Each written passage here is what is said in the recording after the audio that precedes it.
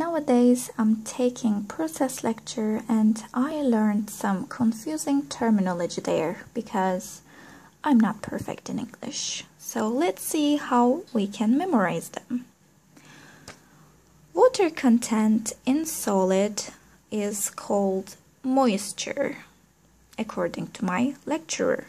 And if we are talking about water content in gas this time, we should call it as humidity.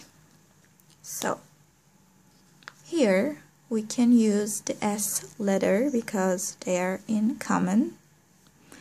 And in gas, when I say gas, immediately human farts are coming to my mind.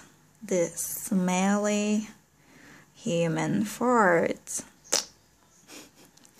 So I said gas, I remembered farts, and I said in human. As you can see, human as a word is similar to the pronunciation of humidity. So when I see gas, and if I am talking about the water content in it, I should remember gas fart in human, humidity.